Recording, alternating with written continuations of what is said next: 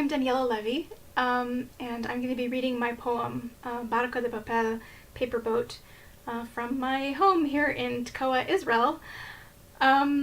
You may be wondering how a Jewish American Israeli came to publish a poem in Spanish and English in a literary magazine in Texas. And if you're wondering that, you are not alone, because I am not entirely sure myself how this happened.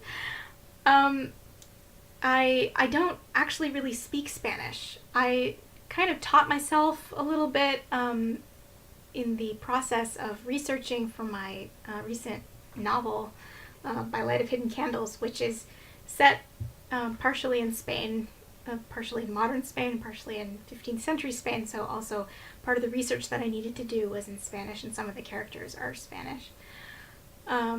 And I had the opportunity also to read some Spanish poetry.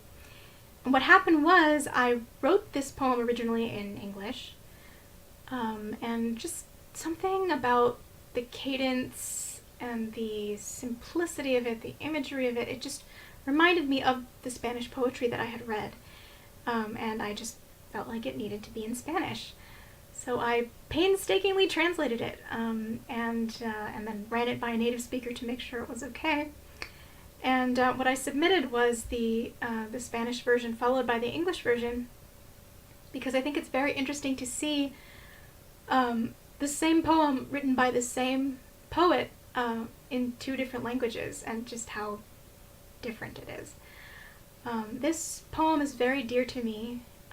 It has a lot of significance for me, and I actually have a paper boat I made and wrote the Spanish version of the poem on it, which I keep here next to my computer on my desk. So I'm going to read it to you. Te liberé, un barco de papel a la deriva en el mar. Me quedé en la tempestad y te vi alejarte en las olas suaves. Aprendí a caminar sola por esta orilla. Aprendí a dejar de buscar en el horizonte. Pero volviste a la orilla. Aterrizaste por mis pies. Y finalmente sabía yo que nunca me dejaste.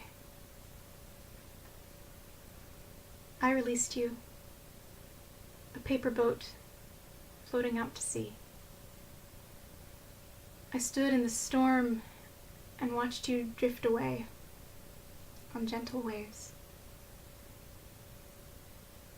I learned to walk alone along the shoreline. I learned to stop watching the horizon. But you returned to shore. You landed at my feet. And I finally knew that you had never left me. Thank you.